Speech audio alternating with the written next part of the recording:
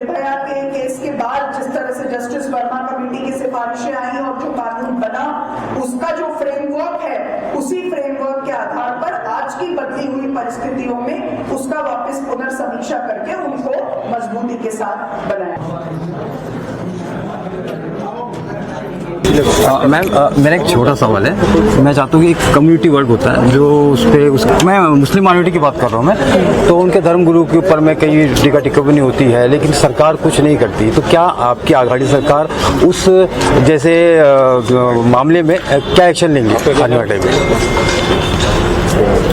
तो आप तो जानते ही हैं कि संविधान के दायरे में जो हमारे संविधान के दायरे में जो मौलिक हक की बात है, जो राज्य निर्देशक तत्वों की बात है और जो प्रेएम्बल की मूल भावना है, उसके तहत और हमारी जुडिशरी जिस पर हम सबको पूर्ण विश्वास है, उसके तहत जो भी किसी भी समुदाय की बात क्यों न हो, सबके संरक्षण के लिए, सबकी गरिमा के लिए और सबके आत्मसम्मान के लिए हम हमेशा प्रतिबद्ध हैं।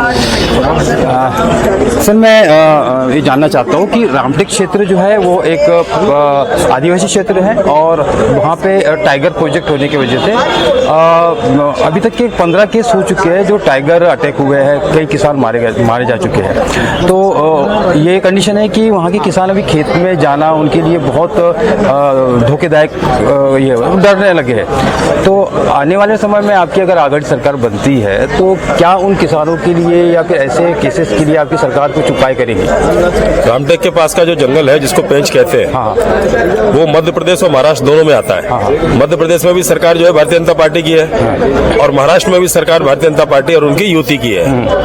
और उसके बावजूद भी अगर इस तरह से जानवरों से अगर पुरुष लोगों को हानि होती है या वहाँ आसपास रहने वाले लोगों को हानि होती है और 15 केस हो चुके हैं, इसका मतलब है कि मध्य प्रदेश की सरकार जो भारतीय जनता पार्टी की है उसकी भी यही विफलता है और महाराष्ट्र में जो भारतीय जनता पार्टी है उसकी भी विफलता है।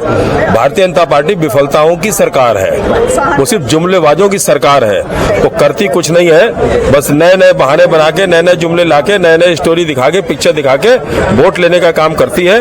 और अब वहां की रामटेक की जनता बहुत होशियार हो गई है, बहुत ज्यादा अलर्ट हो गई है। इसी चुनाव में भारतीय जनता पार्टी और उनकी आघाड़ी, उनकी जो युति है, युति सरकार उनकी, उसको सबक सिखा देगी और महा विकास आघाड़ी के कैंडिडेट को चुनाव जिता के लेके आएगी।